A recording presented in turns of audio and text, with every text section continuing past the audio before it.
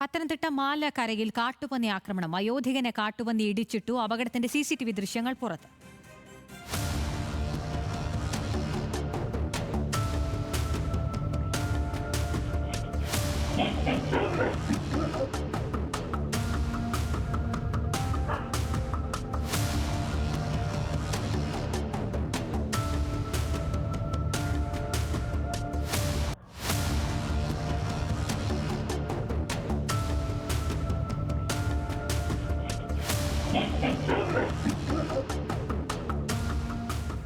ശ്രീരാജിന്റെ വിവരങ്ങളുമായി. ശ്രീരാജ്, ആ ദൃശ്യങ്ങളിൽ നിന്ന് മനസ്സിലാക്കാൻ കഴിയുന്നത് റോഡിലൂടെയാണ് അദ്ദേഹം നടക്കുന്നത്, അവിടെയാണ് ഈ ആക്രമണം ഉണ്ടാകുന്നത്. സ്ഥിരം വന്യജീവി പ്രശ്നങ്ങൾ ഉണ്ടാകുന്ന ഇടമാണോ? എന്തൊക്കെയാണ് വിശദാംശങ്ങൾ? ഇദ്ദേഹത്തിന്റെ ആരോഗ്യനില എങ്ങനെയാണ്?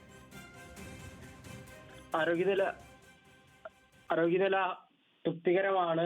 നിലവിൽ അഖില, ഈ സ്ഥിരമായി വന്യജീവി അക്രമം ഉണ്ടാകുന്ന സ്ഥലമല്ല.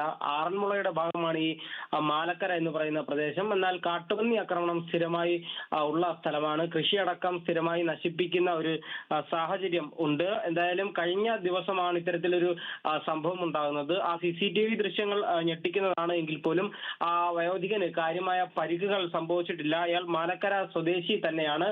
വീടിനോട് ചേർന്നുള്ള ഭാഗത്ത് വെച്ചാണ് ഇത്തരത്തിൽ കാട്ടുപന്നിയുടെ ആക്രമണം ഉണ്ടായത്. പിന്നിൽ നിന്നും കാട്ടുപന്നി എത്തി ഇടിച്ചിടുകയായിരുന്നു. എന്തായാലും ഇയാളെ ഉടൻ തന്നെ തൊട്ടടുത്തുള്ള ആശുപത്രിയിൽ എത്തിച്ചു.